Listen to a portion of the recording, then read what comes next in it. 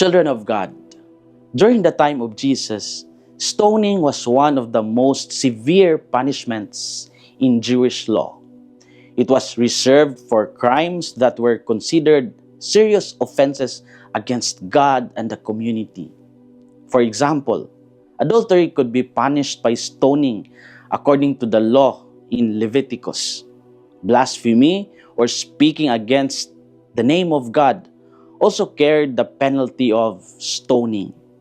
Idolatry or worshiping false gods was another offense that could bring such punishment.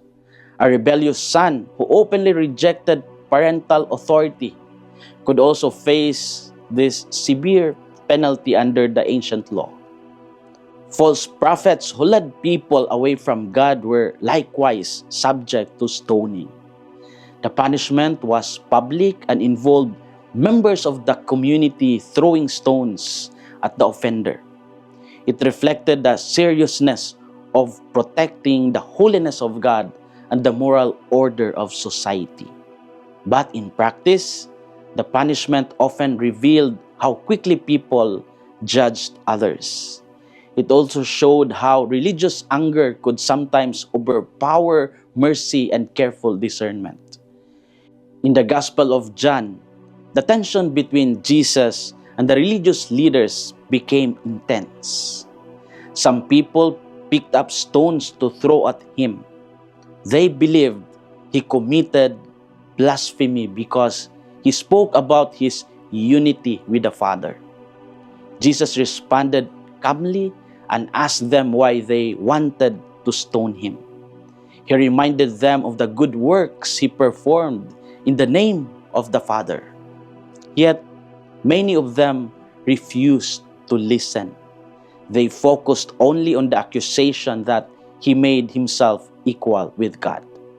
Despite their anger, Jesus continued to speak about his mission and his relationship with the Father. What are our inspirations for today? First, people sometimes reject the truth when it challenges their beliefs. Jesus performed many works that revealed God's presence. He healed the sick, comforted the sorrowing. He spoke about God with authority. These actions showed the goodness of his mission. Yet some people ignored these signs. They focused on their own interpretation of the law and their expectations about the Messiah.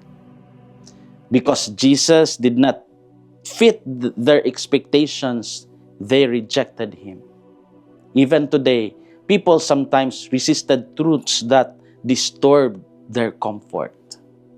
When the message of Jesus challenged pride, selfishness, or injustice, some people preferred to ignore it instead of reflecting on it.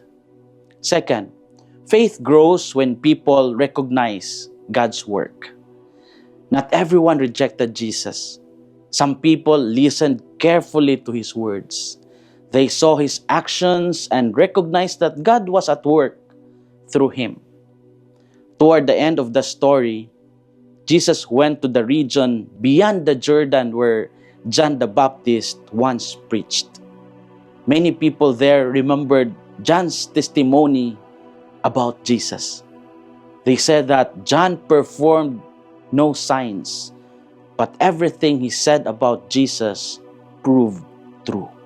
Because of this reflection, many people believed in Jesus.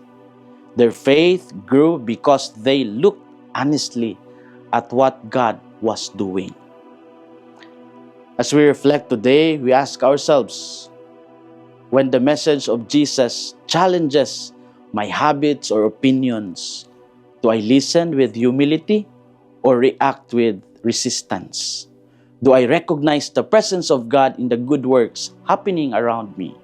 How can I become more open to the truth that Jesus reveals in my life today? Children of God, the people who believed in Jesus paid attention to his actions and the testimony of John the Baptist. Their openness allowed them to see God at work.